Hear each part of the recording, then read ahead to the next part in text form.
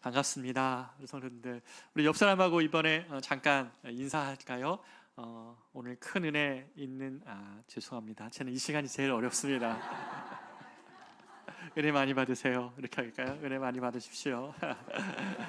네네. 왜 이렇게 인사가 어려운지 모르겠습니다. 늘. 아까 또 우리 이렇게 축복하는데 여러분들 어깨 많이 아프시죠? 이렇게 안 올라가시는 분들 되게 많으세요. 이렇게 쑥스러워하시고 이렇게 하셔도 됩니다. 이제 앞으로. 네. 그래서 어제 우리가 설립 예배를 교회가 같이 드렸습니다. 얼마나 은혜로웠는지, 또 교회를 향하신 하나님의 그런 계획하심, 일하심, 또 정말 교회가 이제 세워졌구나, 이런 기쁨이 그런 넘치는 시간이었습니다. 어제 오신 분들은 이렇게 예쁜 수건과 떡도 이렇게 받아가셨는데 못 오셔서 아쉬운 분들도 많이 있으실 것 같아요. 아무튼 교회가 세워져가는 이 시간이 저희들한테 굉장히 설레고 좋은 시간 같습니다. 바라기는 우리의 꿈을 하나님께서 실제로, 또 우리의 소원을 정말 열매로 바꾸시는 그 주님을 우리 모두가 경험했으면 좋겠습니다. 우리 성도들 모두가 그 꿈으로 오신 분들이시고, 제가 신방할 때마다 한 분 한 분이 얼마나 귀한 분인지 제가 모르겠는데, 여러분과 제가 하나님 우리에게 교회에 주신 그 꿈을 앞으로 정말 이뤄가면서 이 시대에 하나님이 내 마음을 좀 흡족해 하는 교회라고, 성도들이라고 그렇게 우리를 향하여서 말씀해 줄 수 있는 그런 교회였으면 좋겠습니다. 우리 교회의 그 취지에 따라서 어제 설립 예배에 헌금해 주신 모든 헌금은 이 지역에 있는 미자립 교회들이 있습니다. 특히 도심 지역의 교회를 개척하다 보면 굉장히 이렇게 어려운 교회들이 많이 있는 것 같아요. 우리 성도들의 귀한 헌금을 가지고 이 지역의 미자립 교회와 또 어려운 사람들을 위해서, 또 우리 교회 성도들 중에 어려운 성도를 위하여서 저희가 쓰이는데 이 전액을 사용하도록 하겠습니다. 결혼의 시즌인가 봐요. 네 커플이나 결혼했는데 우리 위하여서 아시는 분들 많이 축복해 주시기를 부탁드리겠습니다. 오늘 하나님 우리에게 주시는 말씀은 사도행전 6장 8절로 15절인데요. 다 같이 일어나셔서 봉독하시겠습니다. 사도행전 6장 8절로 15절입니다. 같이 한 절씩 교독하고 15절을 합독하겠습니다. 스데반이 은혜와 권능이 충만하여 큰 기사와 표적을 민간에 행하니, 즉 구레네인 알렉산드리아인 길리기아와 아시아에서 온 사람들의 회당에서 어떤 자들이 일어나 스데반과 더불어 논쟁할세. 스데반이 지혜와 성령으로 말함을 그들이 능히 당하지 못하여 사람들을 매수하여 말하게 하되 이 사람이 모세와 하나님을 모독하는 말을 한 것을 우리가 들었노라 하게 하고, 백성과 장로와 서기관들을 충동시켜 와서 잡아가지고 공회에 이르러 부증인들을 세우니 이르되 이 사람이 이 거룩한 것과 율법을 거슬러 말하기를 마지 아니하는도다. 그의 말에 이 나사렛 예수가 이곳을 헐고 또 모세가 우리에게 전하여 준 규례를 고치겠다 함을 우리가 들었노라 하거늘, 공회 중에 앉은 사람들이 다 스데반을 주목하여 보니 그 얼굴이 천사의 얼굴과 같더라. 아멘. 자리에 앉겠습니다. 여러분 지난 한 주 어떻게 보내셨어요? 제가 참 행복한 목회자 같아요. 왜냐하면 지난 한 주 저희가 이렇게 우리가 좀 나눴잖아요. 뭐냐면 아침에 첫 시간, 한 시간을 우리가 스마트폰 보지 말고 하나님과 좀 교제하면서 하나님 말씀에 집중하며 살자, 이런 제가 권면을 지난주에 드렸는데, 제가 행복하다고 표현한 것은 뭐냐면 주중에 우리 성도님들이 만날 때 그 적용한 걸 막 말씀해 주시는 거예요. 목사님, 제가 정말로 아침에 일어나서 한 시간을 스마트폰 체크하는 것보다 하나님 말씀으로 시작하니까 코로나 기간에 잃어버린 한 시간 제가 그거 다시 찾았다고, 그 말씀으로 내가 시작하는 그 기쁨을 다시 찾았다고 말씀해 주시는 거예요. 지금 고개 끄덕이시는 분들은 그렇게 하신 거죠. 또 어떤 분은 제가 우리가 실천 과제로 아침에 시편 한 편 읽고 점심에 일과하기 전에 5분 짬 내서 잠언 한 장 읽자고 말씀드렸는데, 남자 성도분들 중에는 정말 그렇게 해봤다고 말씀해 주시는 분이 계신 거예요. 여러분, 왜 우리가 이렇게 해야 됩니까? 매우 심플하지만 이렇게 하면서 우리가 좀 말씀의 지배 아래, 또 말씀의 그런 다스림 안에 우리 삶을 살아내자라고 우리가 정말 그런 건강한 성도가 되자는 말씀으로 우리가 나눴던 것 같습니다. 우리가 모델로 삼고 있는 초대교회가 그랬기 때문에 그렇습니다. 교회가 출발하면서 하나님의 성령의 역사가 있고 함께 만나는 것을 막 기뻐하고 함께 모여서 같이 기도하고 그리고 마지막에는 오늘 6장 7절의 말씀처럼 하나님의 말씀이 점점 왕성하여 허다한 무리가 이 도에 복종하니라. 여러분 얼마나 감격입니까? 하나님의 말씀에 복종하는 사람들이 늘어나는 거예요. 교회 안에 그냥 하나님 말씀을 듣고 그치는 것이 아니라 주님이 말씀하시는 것들이 내 삶에 정말 기준이 되어서 그 말씀을 적용하며 살아내는 그런 성도들이 많아지는 것, 바로 그것이 교회가 초대교회가 시작될 때 드러난 하나님의 역사이고 부흥의 모습이었습니다. 우리가 건강한 교회가 된다고 할 때 여러분 어떤 꿈을 꾸세요? 제가 누차 말씀드리지만 몇 가지 사역이 있다고 교회가 건강해지지 않습니다. 교회가 건강해질 때는 이 초대교회처럼 하나님 말씀을 묵상하는 성도들이 많아지는 거예요. 만났을 때 내 삶을 하나님이 어떻게 인도해 가고 계시는지, 그 말씀이 나를 어떻게 붙들고 있는지를, 그냥 너무 고단하고 힘들고 어려웠던 회사 생활에서 잠언 한 장의 말씀이 나를 어떻게 바꾸더라, 이런 이야기들을 서로 나눌 때 하나님의 그러한 교회가 건강해지는 것이죠. 사실 이렇게까지만 해도 이전에 이 초대교회는 이런 역사를 경험하면서 여기까지만 해도 이전에 유대교회의 모습, 그러니까 지켜야 될 목록만 많아지고 생명력 없는 유대교와는 이 예수운동, 예수님으로 출발한 그리스도인들은 정말 다른 이제 모습으로 드러났고 그런 운동으로 이 초대교회에 등장을 합니다. 그런데 오늘 우리가 읽은 이 스데반의 이야기, 저는 이 스데반 말씀을 이번에 묵상을 하면서 얼마나 제가 은혜가 되었는지 모르겠습니다. 스데반에 대해서 우리가 기억할 때 스데반 집사 하면 여러분 뭐가 기억나셔요? 네? 돌이요? 돌이 기억납니까? 네. 스데반 집사님 하면 돌에 맞아 순교하셨죠. 그렇죠? 그리고 스데반 집사의 순교와 얽혀져 있는 또 한 명의 인물 누굽니까? 예, 사울. 바울이 아직 되기 전에 사울. 스데반이 돌에 맞아 죽을 때, 순교할 때 그 사람들이 돌 던진 거 편하게 하라고 사람들의 겉옷을 갖고 있었던 사람이 사도 바울이었어요. 그러니까 이 자신의 이 치욕스러운 과거를 나중에 회상을 하죠, 자기 입으로. 아무튼 이런 사건만 우리가 기억하는데, 제가 질문하겠습니다. 스데반 집사님은 왜 돌에 맞았습니까? 답을 못 하세요. 그렇죠?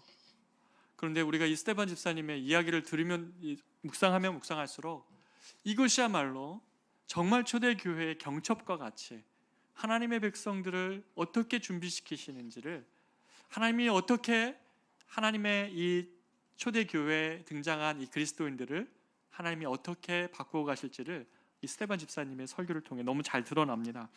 오늘 스데반 집사님은 이런 분이셨죠.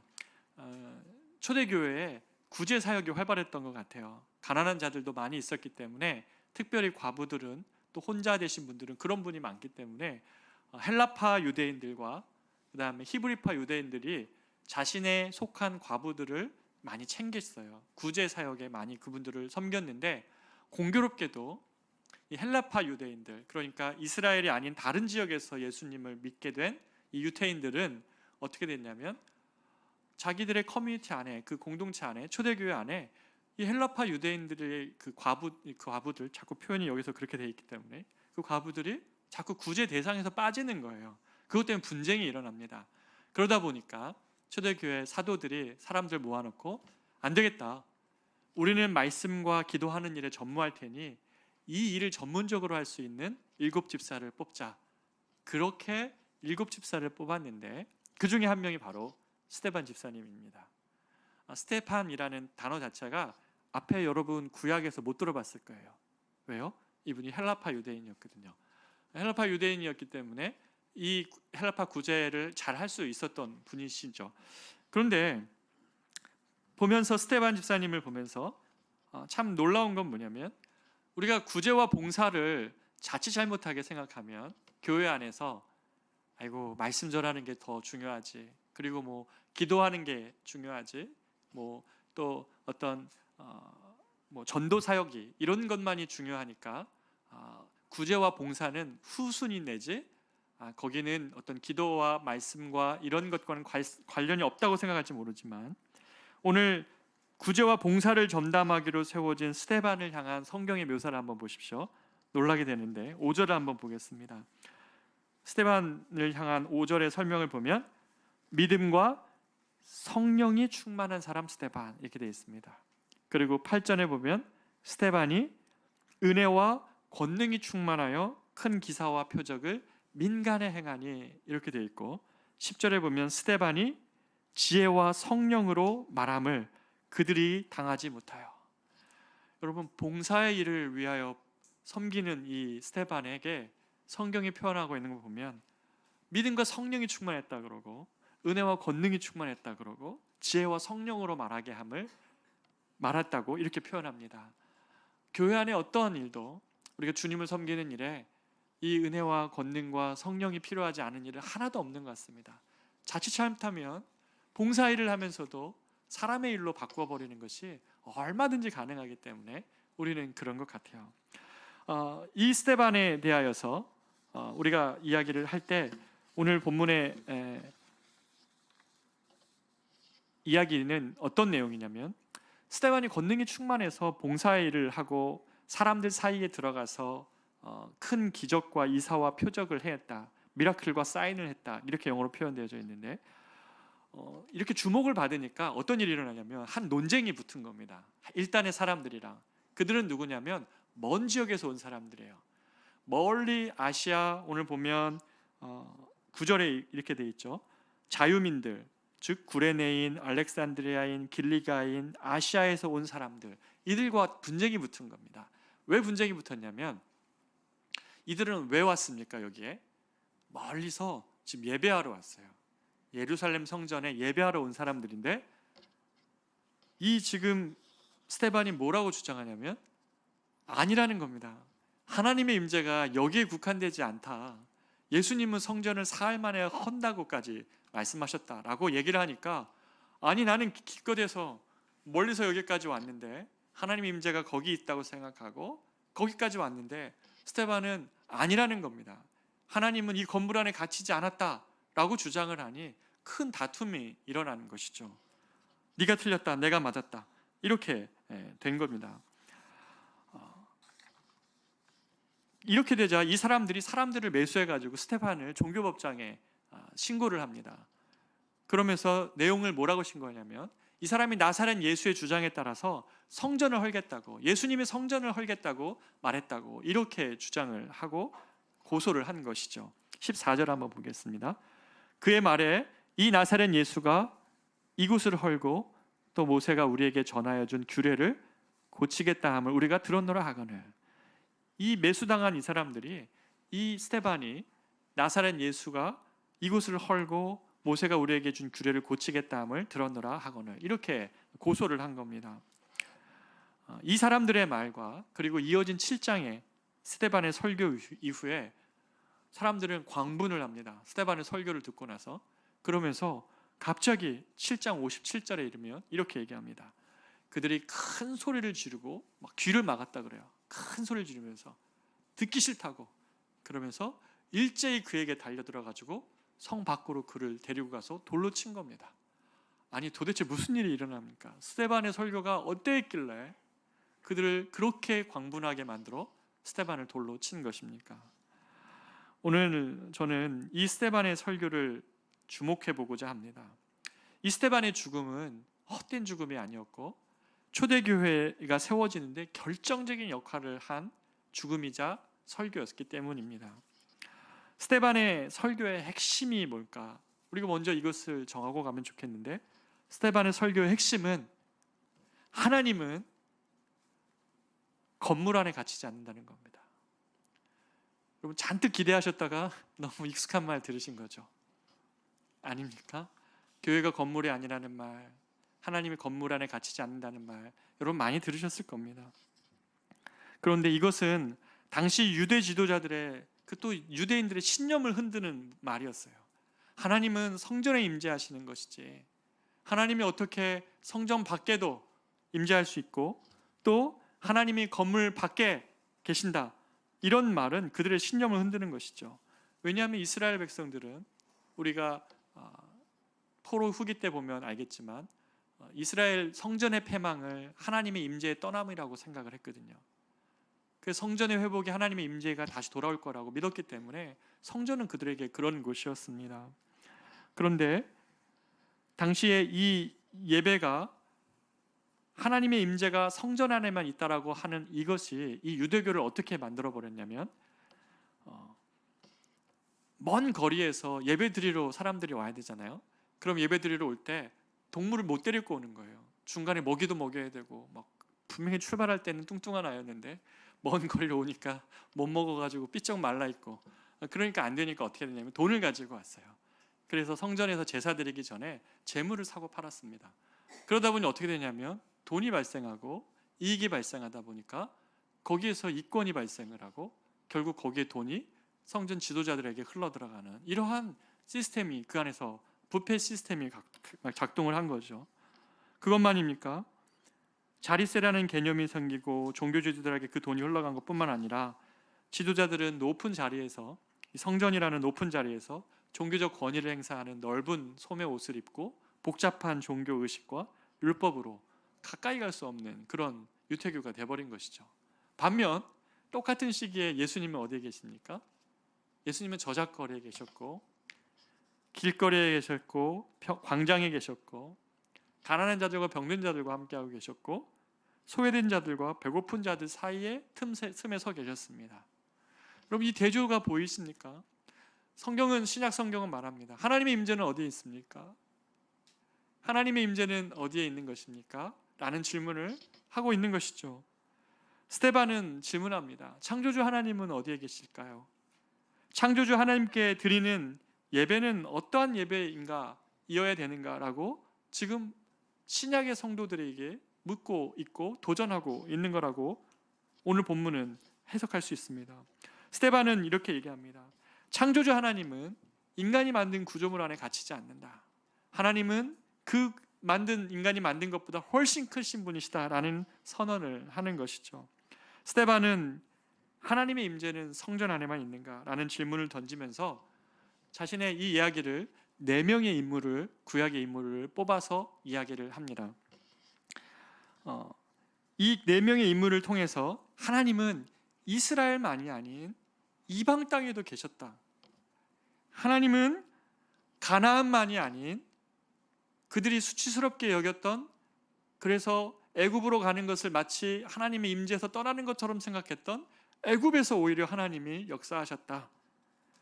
하나님은 성전만이 아니라 절망하고 있었고 광야에 있었고 감옥에 있었던 그들과 함께 했다라고 오늘 이 4명의 사람들 들어 이야기합니다. 한번 보십시오. 먼저 아브라함입니다. 스데반이 얘기했던 아브라함이 누굽니까? 아브라함은 어디 살았습니까? 갈대아 우르에 살았죠. 메소포타미아, 그 초승달, 비옥한 초승달 지역이라고 하는 이 지역에 살았습니다. 이 지역은 우상의 문화가 굉장히 팽배했었는데 특별히 아브라함의 아버지 데라는 그 당시에 우상을 만들어 팔던 사람이었습니다. 그런데 지금 스데반이 얘기하고 있는 것은 2절을 한번 보십시오. 이렇게 얘기하죠. 우리 조상 아브라함이 하란에 있기 전 메소포타미아에 있을 때에 영광의 하나님이 그에게 보여 이르시되 내 고향과 친척을 떠나 내가 내게 보일 땅으로 가라 하시니. 어디에 있을 때요? 메소포타미아에 있을 때에 영광의 하나님이 그에게 나타났다는 겁니다. 메소포타미아라는 그 우상 문명에 휩싸여 있었던 그때 아버지는 우상을 만들어 팔고 있고 그걸로 생계를 연명하고 있었던 그 가족에게 하나님의 영광이 그에게 나타났다고 말합니다. 요셉은 어떻습니까? 9절 한번 보십시오. 오늘 보면 9절을 보면 7장 9절입니다. 여러 조상이 요셉을 시기하여 애굽을 팔았더니 하나님이 그와 함께 계셔 그 모든 환난에서 건져내사 애굽 왕 바로 앞에서 은총과 지혜를 주시매. 요셉을 시기해서, 형들이 요셉을 시기해서 요셉이 애굽에 팔린 거죠. 그리고 나서 그 애굽에서, 그런데 하나님은 종살이 하던 요셉과 함께 계시니, 하나님은 어디에서 함께 하셨다고요? 애굽에서 종살이 하고 있을 때, 그가 가나안 땅이 아니라 애굽에서 종살이 하고 있을 때 그와 함께 하셨더니, 이렇게 말씀하고 계시죠. 15, 17절에 보면 야곱 이야기입니다. 야곱이 애굽으로 내려가 자기와 우리 조상들이 거기서 죽고 하나님이 아브라함에게 약속하신 때가 가까움에, 그 다음 구절을 보십시오. 이스라엘이 어디에서요? 이스라엘 백성이 애굽에서 번성하여 많아졌더니, 하나님의 백성을 이룰 때에 야곱은 흉년이 들어가지고 언약의 자손들인데 이들 다 데리고 애굽 땅으로 갈 때에 어떻게 보면 약속의 땅에서 멀어지는 것 같잖아요. 그런데 애굽에서 하나님은 하나님의 백성들을 만들기 위하여서 그 애굽에서 하나님의 백성들이 번성하여 많아졌더니, 이렇게 말을 합니다. 마지막 모세입니다. 모세는 어떻습니까? 29절에 보면 이 말 때문에 도주하여 미디안 땅에서 나그네 되어 거기서 아들 둘을 낳으니라. 40년이 참에 천사가 시내산 광야 가시나무 떨기 불꽃 가운데서 그에게 보이거늘, 33절, 주께서 이르시되 내 발에 신을 벗으라. 내가 서 있는 곳은 거룩한 땅이니라. 어디에서요? 미디안 광야에서 사람들의 말에 의해서 상처받고 바로가 무서워서 도망간 그 40년의 세월이 지난 다음에 하나님이 가시떨기 나무 가운데 불길로 나타나셔서 네가 선 곳이 거룩한 땅이다, 네가 선 곳이 거룩한 땅이라고 말씀하시는 것이죠. 지금 스데반이 무엇을 말하고 싶습니까? 이 4명의 사례를 들면서 스데반이 말하고 싶었던 그것은 바로 이방 땅에서 우상 만들어 팔며 그렇게 살던 아브라함에게 하나님이 나타나지 않았느냐? 형에게 미움을 사서 상인들에게 팔려간 그 애굽에서 노예로 살던 그에게 하나님이 나타나지 않았냐? 흉년을 못 이겨 가족 다 데리고 간 땅, 그 애굽 땅에서 하나님은 하나님의 백성을 만들지 않았느냐? 애굽의 바로가 무서워 미디안 광야에 살던 그 모세에게 하나님은 네가 선 곳이 거룩한 땅이라고 말하지 않았느냐? 모두가 다 자신들이 있어야 될 만한 장소가 아니었어요. 한 명은 감옥, 한 명은 노예살이, 한 명은 미디안에서 광야에서, 한 명은 이방 문화에 휩쓸려져 있는, 그렇게 홀로 있는 아브라함에게 영광의 하나님으로 나타나셔서 그들을 향한 하나님의 계획을 이루어 가셨던 것입니다. 지금 스데반이 얘기하고 있는 것은, 하나님은 어디에 계십니까? 하나님이 이 건물 안에만 갇혀 있어야 됩니까? 하나님은 언제나 하나님의 백성의 그런 변방과 같은 자리에 쫓겨나서 감옥 가운데 가 있고 형들의 배신과 미움으로 인해 팔려간 그 감옥에서 사람들에게 버림받은 것 같이 모세가 자기가 자기 백성을 위하여 40세 때 구원을 한번 하려고 했던 그때에 누가 너를 우리의 관원과 재판장으로 삼았냐는 말 때문에 도망가가지고 평생 그 마음 갖고 내가 다시는 저 백성을 위해서 무엇을 하는가 보라 라는 마음으로 살았던 40년이 지난 80세 때 미디안 광야에서 네가 선 곳이 거룩한 땅이라고 말씀하시며 그를 향한 계획을 실행해 가시죠.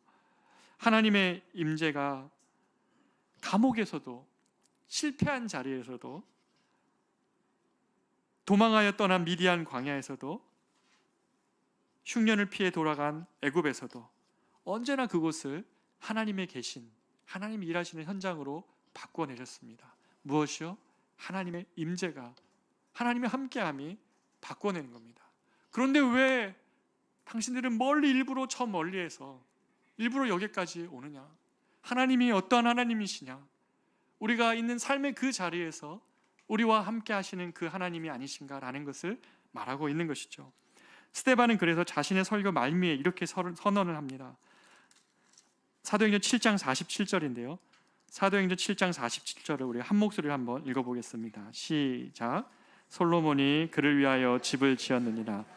그러나 지극히 높으신 이는 손으로 지은 곳에 계시지 아니하시나니 선지자가 말한 바 주께서 이르시되 하늘은 나의 보좌요 땅은 나의 발등상이니 너희가 나를 위하여 무슨 집을 짓겠으며 나의 안식할 처소가 어디냐 이 모든 것이 다 내 손으로 지은 것이 아니냐. 지금 솔로몬의 이 이야기, 솔로몬은 알고 있었던 겁니다. 가장 화려한 성전을 지어놓고도 이렇게 얘기하는 것이죠. 솔로몬이 그를 위하여 집을 지었느니라. 그러나 지극히 높으신 이는 손으로 지은 곳에 계시지 아니하느니라.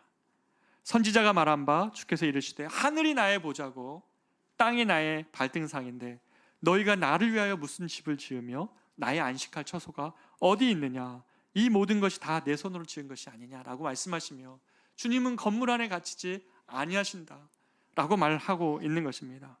우리가 하나님과 함께 하는 것을 구하면 여러분의 삶의 자리가, 그리고 여러분이 이 미디안 광야에 있는 것 같은 모세, 그리고 애굽의 종으로 팔려간 것 같은 모세의 상황, 요셉의 상황, 이러한 우상의 문화에 휩쓸려서 혼자 그리스도인인 것 같은 그러한 아브라함, 어느 곳이든 내가 선 곳이 거룩한 땅이 될 수 있다고, 내가 선 곳이 거룩한 땅이라고 말하고 계시는 것이죠.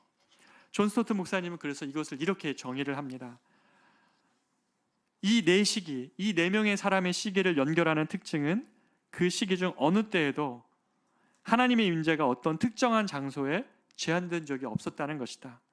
그와 반대로 구약의 하나님은 살아계신 하나님이고 항상 움직여 활동하시는 하나님이시고 항상 자기 백성이 새로운 모험을 하도록 불러내시고 항상 그들이 가는 길에 동행하시고 그 길을 인도하는 분이셨다.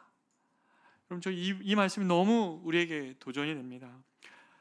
하나님은 처음부터 모험하도록 하나님의 백성들을 불러내셨고 움직여 활동하시는 분이시고 어떤 특정한 장소에 제한된 적이 없으시다는 것입니다.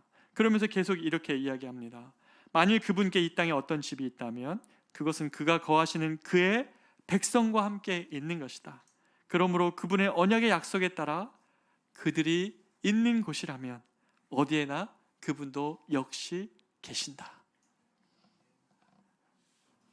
이것이 성전이라는 건물에 집착하고 그 건물에 온갖 그것을 중심으로 의례와 형식과 속이는 장사와 이권을 만들어놨던 유대교의 지도자들에게 큰 위협이 됩니다. 그래서 스데반은 첫 번째 순교자가 되는 것이죠. 이 스데반의 죽음과 가르침을 통해서 초대교회가 얻은 큰 변화가 이제 있는 것입니다. 제가 첫 번째 말씀드렸던 이 변화가 뭐냐면 하나님의 백성들이 이제 모험하기 시작하는 거예요. 사도행전 1장 8장에서 뭐라고 얘기합니까? 오직 성령이 너희에게 임하시면 예루살렘과 온 유대와 사마리아와 땅끝까지 이르러 내 증인이 되리라 하셨잖아요. 하나님의 임재가 예루살렘만 있지 않기 때문에 내가 선 곳 그곳을 거룩한 땅으로 하나님의 임재 속에 그렇게 하실 것을 믿었기 때문에 그들이 담대해진 겁니다. 초대교회의 비전, 저 열방의 하나님의 백성들을 하나님께 열방도 하나님을 예배하게 하기 위하여서 그렇게 세상 끝으로 나아가는 것을 두려워하지 아니하는 하나님의 백성들이 생겨나는 것입니다. 그들이 어디에 가든지 어떤 형편에 처하든지 하나님이 나와 함께하는 곳이구나, 함께 하신다는 것을 그들이 믿었던 것이죠. 이 어디에나 함께 하시는 주님, 이 주님이 우리에게 주시는 자유함과 임재와 능력이 있어요. 지난주에 제가 우리 후배 목사님을 만났습니다. 후배 목사님이 찾아오셨어요.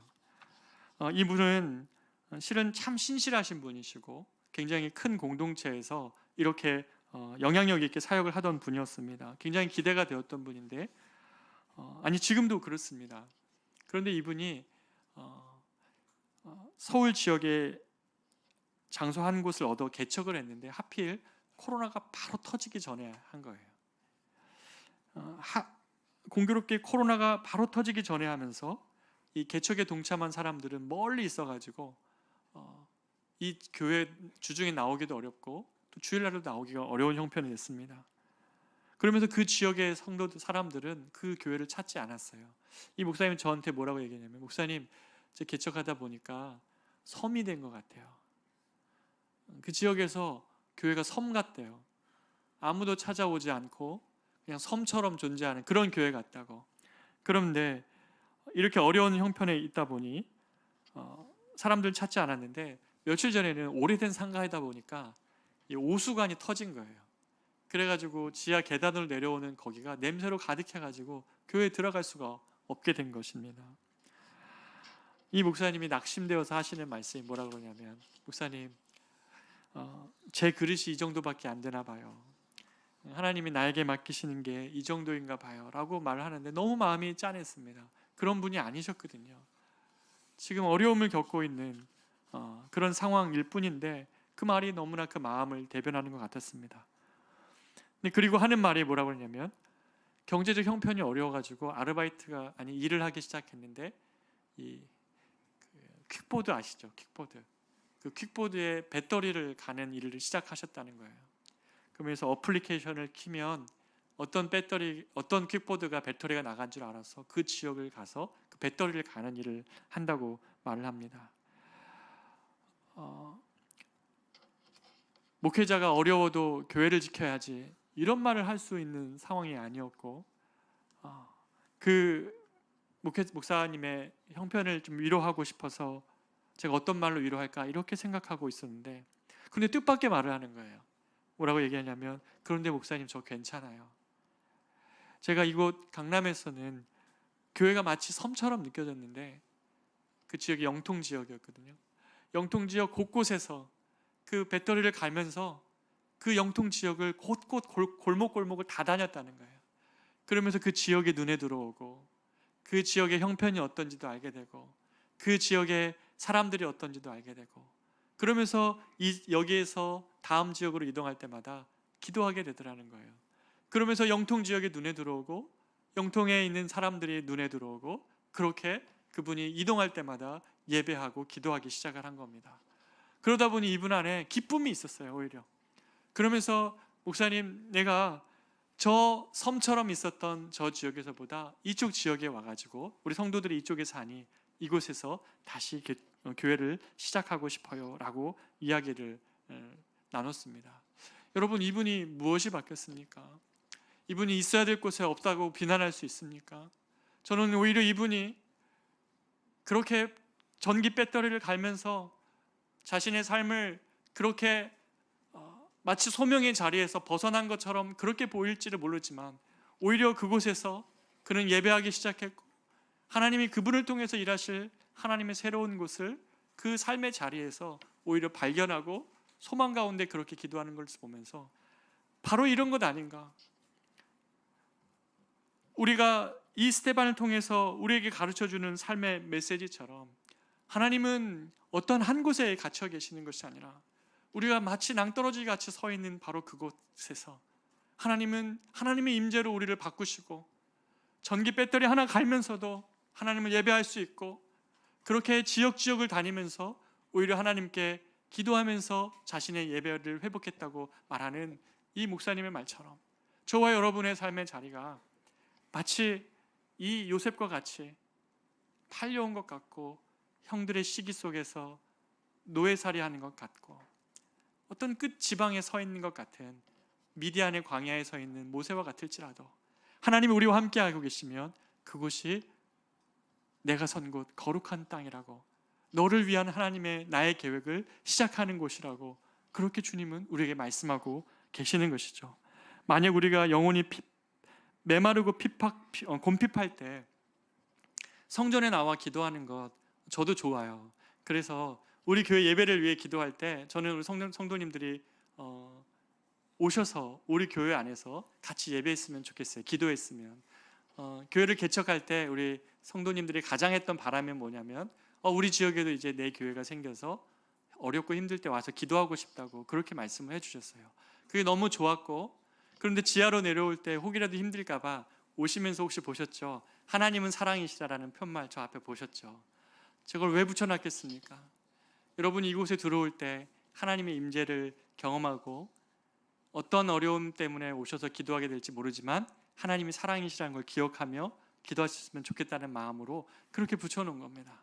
하나님의 임재가 성전 안에 있기를 원해요. 그러나 거기에 머물지 않고 여러분의 인생에서 여러분의 남은 6일 동안 여러분의 삶의 자리가 아무리 고단하고 힘들어도 하나님, 내가 선 곳 거룩한 땅, 주님이 나와 함께하고 있으면 이곳이 나의 거룩한 땅이라고, 하나님이 나를 향하여 일하시는 하나님의 그런 장소와 계획이 있는 그곳이라고 고백할 수 있기를 바랍니다.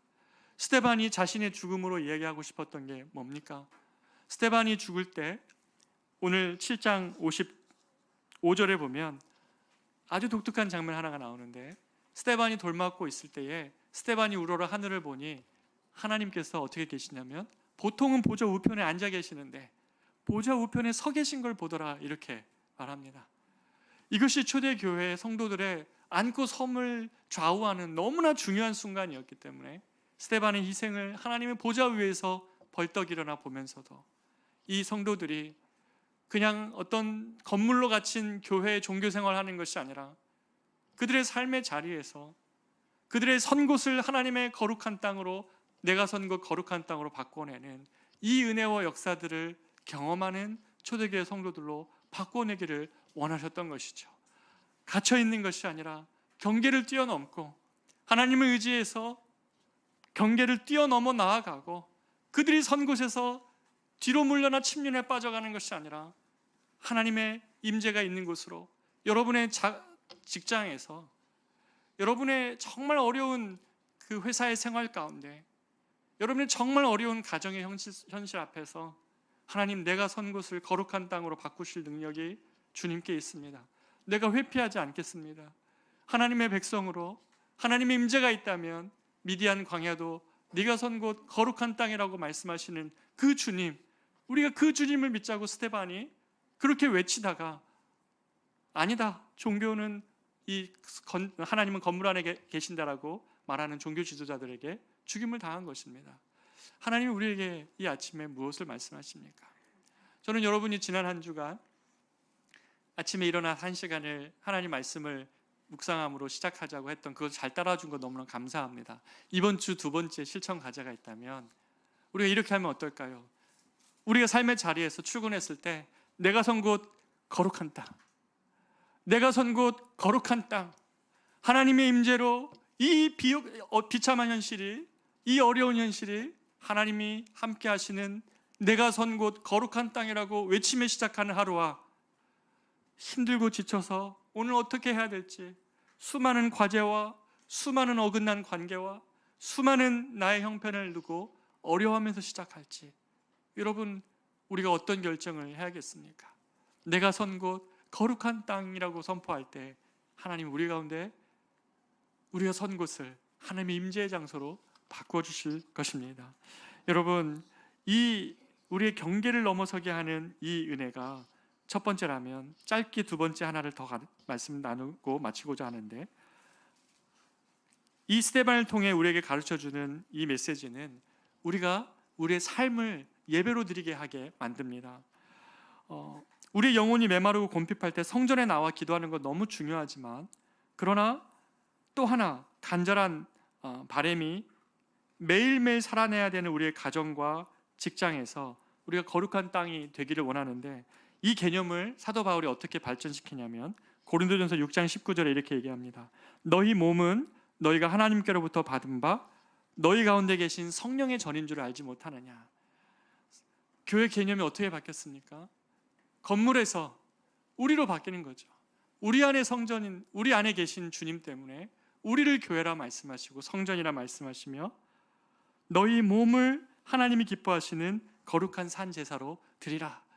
너희가 어디 곳에 가든지 그곳에서 너희 몸으로 거룩한 산 제사를 드리라 라는 이 신약의 성도들로 바꾸어 내신 것이죠. 그래서 존 스토스 목사님 말씀하십니다. 원래부터 하나님은 순례자 하나님이다. 우리 안에 계셔서 우리와 함께 순례하시며 그곳을 하나님의 땅과 하나님 나라로 바꾸어 가시는 주님이시라는 것이죠. 그래서 내가 선 곳, 내가 출근하는 직장, 내가 있는 가정, 내가 공부하는 학교, 이 모든 것을 내가 선 곳 거룩한 땅으로 바꾸시는 하나님이십니다. 이제 그들의 눈을 하나님께서 열어주셨을 때 그들은 담대함을 가지고 경계를 넘는 신앙을 합니다. 주님과 함께 도전하기 시작하고, 보이기에는 스데반의 죽음 때문에 사람들이 흩어진 것 같지만 사실은 그들 안에 있었던 확신, 하나님이 어디를 가든지 내가 땅끝을 가더라도 주님이 나와 함께 하시기 때문에 그곳이 나에게 하나님의 성전이자 하나님 임재하는 곳이라는 그것 때문에 보이는 핍박 속에서도 하나님의 역사를 이루시는 놀라운 전환점이 바로 이 스데반의 죽음을 통해 일어난 것이죠. 여러분, 정말 제안합니다. 아침에 출근해서 우리가 서 있는 그곳에 갈 때 내가 선 곳 거룩한 땅, 이 비전을 심어주고 싶었고, 이러한 비전을 가지고 있는 성도들이 드러나기를 스데반은 너무너무 원했고 주님이 우리에게 원하시는 것이죠. 광야의 모세에게, 감옥의 요셉에게, 여러 이방 문화로 팽배한 갈대아 우르의 아브라함에게 내가 선 곳 거룩한 땅이 되게 하시는 이 그분이 주님이십니다. 커맨시 교회는 그래서 말씀을 묵상하는 사람을 덧붙여서 삶에서 예배하는 자들로 가득했으면 좋겠습니다. 저와 여러분이 일주일의 삶을, 하나님 내가 정말 힘들지만 이 현실을 바꿔내는 것이 한두 가지 문제 개선으로 되는 것 아님을 압니다. 이 삶을 향한, 내 직장을 향한, 내 가정을 향한 이것을 내가 주님과 아무런 상관없이 겨우 버티다가 주일날 오는 그런 것이 아니라, 하나님 이곳이 내가 선 곳 거룩한 땅이 되기를 원합니다. 그런 마음으로 살다가 우리 주일날 다시 와서 예배하면 어떻습니까? 다 같이 그런 삶을 살다가 와서 정말 이곳에서 더 풍성하게 임재하시는 그 하나님을 예배하면 어떻습니까? 그런 예배로 우리가 나아갈 때 우리의 교회가 더욱 건강한 교회가 될 것이라고 믿습니다. 우리가 이 시간에 같이 한번 이 찬양으로 나아가기를 원하는데요, 교회여 일어나라 주께서 부르시니라는 찬양입니다. 한번 가사를 한번 보십시오.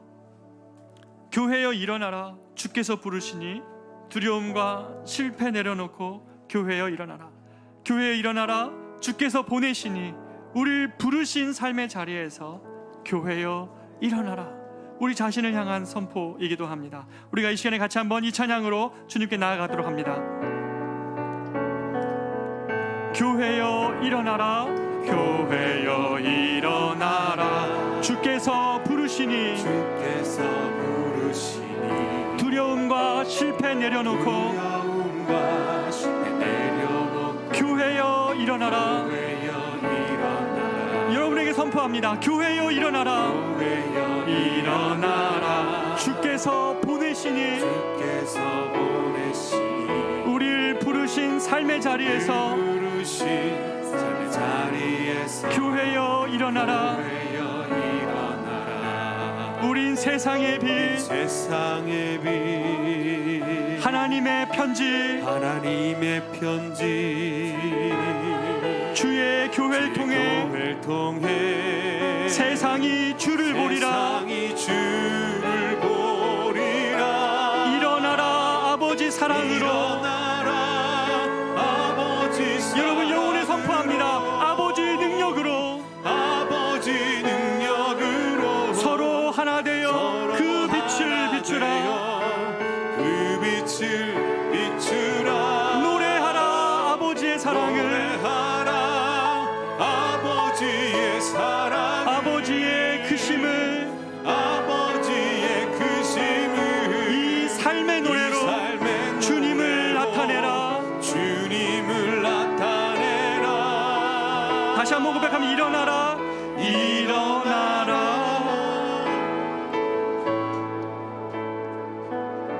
우리가 이 시간에 같이 한번 노래는 좀 틀렸지만 우리 같이 한번 기도했으면 좋겠어요. 저도 많이 긴장한 것 같아요. 왜 긴장했냐면 초대교회가 이 장면이 너무너무 중요했어요. 하나님 백성이 어느 쪽으로 기우느냐에 관한 문제였어요. 여전히 자신의 삶의 자리는 여전히 그냥 고단하고 힘든 자리이고, 하나님은 그곳에 안 계시고, 내가 그냥 건물 안에, 교회 안에 주일에만 하나님의 은혜를 경험하는 그런 것이 아니라, 저와 여러분이 경험하는 모세와 같은 현실, 요셉과 같은 현실, 그 삶의 자리가 하나님 내가 선 곳 거룩한 곳 되게 해 주십시오. 내가 이곳에 보내진 편지처럼 나를 부르신 삶의 자리인 것처럼 내가 고백할 때 그곳에서 하나님의 계획이 시작되는 거예요. 가나안이 아니고 애굽에서, 가나안이 아닌 갈대아 우르에서 하나님은 그들에게 영광으로 나타나셨습니다. 우리가 이 시간에 같이 한번 기도했으면 좋겠습니다. 여러분 삶의 자리가 어디 있습니까? 제가 압니다. 우리 성도 중에는 지금 주일날 근무해야 돼서 주일날 예배드리기 어려운 분도 계시고, 몸이 아파가지고 지금 고통 중에 계시는 위중한 상황 가운데 있는 분도 계십니다. 여러분 어떻게 하시겠습니까? 직장이 너무 힘든 분도 계시죠. 하나님, 내가 정말 이 말씀을 오늘 받아들고 주님께 기도합니다. 하나님, 내가 선 곳 거룩한 땅, 이것을 부정해버리거나 이것을 버려버리는 것이 아니라 내가 너와 함께 할 테니, 네가 어디로 가든지 내가 너와 동행할 테니 네가 선 곳을 거룩한 땅으로 바꿀 수 있다. 내가 선 곳에서 내가 동행해 주겠다. 하나님은 순례의 하나님이시다 라고 말씀하시며 우리에게 말씀하시는 이 주님을 의지하면서 저와 여러분의 삶을, 이 남은 우리가 교회를 밖에 나가서 살아내야 될 이 유기를 하나님께 다시 한번 이 시간에 고백하고 드리며 함께 기도하며 나아가도록 하겠습니다. 기도합니다. 존귀하신 하나님 아버지, 우리가 이 말씀을 받아들고 하나님 앞에 섭니다. 하나님 아버지, 모세가 있었던 미디안 광야, 요셉이 있었던 애굽의 감옥, 하나님 아브라함이 있었던 메소포타미아의 그 우상이 팽배했던 문화 한가운데서 하나님은 영광으로 그들에게 나타났고, 네가 선 곳이 거룩한 땅이라고 말씀하시며 하나님은 건물 안에 갇히신 하나님이 아니시라 이 세상 위에서, 이 세상 가운데 통치하신 하나님으로 우리에게 말씀하시는 주님을 찬양합니다. 우리 성도들의 삶이 어떻습니까? 질병으로 인하여서 벼랑 끝에 있습니까? 가정의 위기로 인하여서 어려움 가운데 있습니까? 직장의 문제로 인하여서 고통 가운데 있고 어쩔 바 모르고 있습니까? 하나님 아버지, 이들이 선 곳을 거룩한 땅, 내가 선 곳 거룩한 땅이라고 선포하며 우리 성도들이 이 삶을 살아낼 수 있기를 원합니다. 임마누엘 하나님, 네가 어디로 가든지 내가 너와 함께 하겠다고 말씀하시는 그 주님을 의지하며 하나님 아버지, 우리가 우리의 삶의 자리에서 이 주님을 하나님 경험하며 살아내기를 원합니다. 주님 도와주십시오. 하나님 도와주세요. 우리 성도들의 간절한 외침을 주님 들으시고 저들과 함께하고 계시는 그 주님을 아버지 하나님 경험할 수 있도록 인도하여 주십시오. 가정이 어려운 가운데 있습니까? 직장의 생활이 너무나 어렵습니까? 도피하고 회피하고 싶습니까? 아니, 그러나 주님, 하나님 메소포타미아에서 영광의 하나님으로 나타나며 아브라함을 향하신 하나님의 계획을 하나님이 이루셨던 것처럼 아버지 하나님, 요셉이 억울한 누명을 쓰고 하나님 애굽의 감옥에서 하나님 그가 고통할 때 내가 요셉과 함께하여서 그 요셉을 통하여 하나님의 일을 이루시고, 야곱이 하나님 그 70여 명의 사람을 데리고 하나님 고통 가운데 들어갔던 하나님 그 애굽에서 하나님의 백성을 만들어내셨던 그 주님처럼 사랑하는 우리 성도들이 하나님 처한 그곳에 하나님께서 함께 하심으로 인하여서 그들에게 하나님의 임재를 경험하는 하나님의 역사를 이루시는 하나님의 임재 장로될 수 있도록 인도하여 주시옵소서. 내가 선 곳 거룩한 땅이라고 말씀하시는 그 주님을 찬양합니다. 그러한 능력으로, 그러한 사랑으로 사랑하는 우리 성도들이 일어날 수 있도록 인도하여 주시옵소서. 주님, 우리가 교회입니다. 주님, 우리가 기적입니다. 우리 성도들이 되어 수 있도록 인도하여 주시옵소서. 일어나라 아버지 사랑으로, 아버지 능력으로, 아버지 능력으로 서로 하나 되어 그 빛을 비추라, 그 빛을 비추라.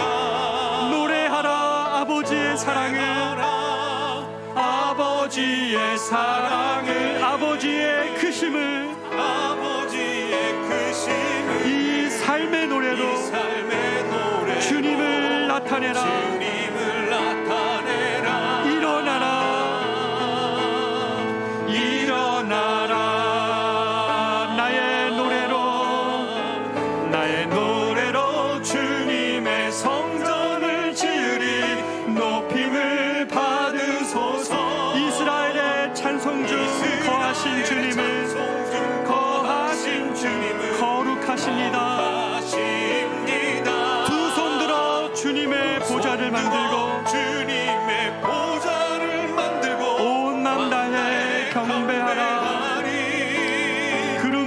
사이에 임하신 것처럼 내 위에 임하소서.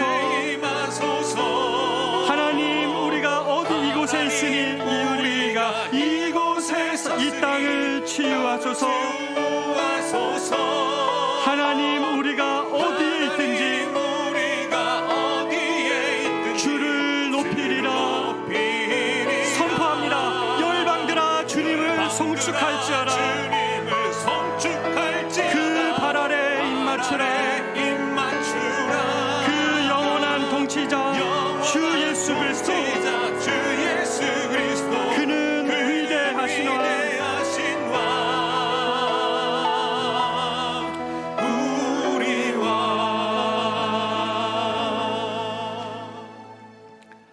존귀하신 하나님 아버지, 그렇습니다. 우리가 살아내는 우리의 삶의 현실을, 하나님, 우리가 하나님과 동행하지 않으면 직장이 너무 어렵고 관계가 너무 어렵고 풀 수 없는 문제들이 많이 있습니다. 그래서 하나님이 우리를 버리신 것 아닌가, 그렇게 생각할 때도 있는, 아버지, 어려움이 있을 때도 많이 있습니다. 사랑하는 우리 성도들, 하나님, 이 일주일이, 하나님, 일주일의 삶이 하나님, 저들에게 하나님과 동행하는 삶의 자리 되게 하여 주시고, 하나님, 그래서 야곱과 같은 현실, 요셉과 같은 현실, 아브라함과 같은 현실, 모세와 같은 현실이 있을지라도 내가 선 곳 거룩한 땅이라고, 그래서 그것을 바꾸어낼 능력이 주님의 임재 가운데 우리 가운데 있을 것임을 믿고 나아가는 우리 성도들과 이번 한 주도 주님 동행하여 주시옵소서. 그렇게 다시 살아내고 정말 살려내고 우리의 그 땅에 처한 우리의 삶의 현실 속에서 하나님을 경배하는 자로 우리를 삼아 주시옵소서. 주님을 찬양하옵고, 이제는 우리 구주 예수 그리스도의 은혜와 하나님의 말로 다 할 수 없는 사랑하심과 성령님의 인도, 보호, 교통, 충만하심이 내가 선 곳 거룩한 땅이라고 고백하며 이번 한 주 저 세상으로 나아가 직장과 삶과 가정으로 떠나가는 사랑하는 우리 성도들의 삶과 가정 위에 이제로부터 영원토록 함께 있을지어다. 아멘.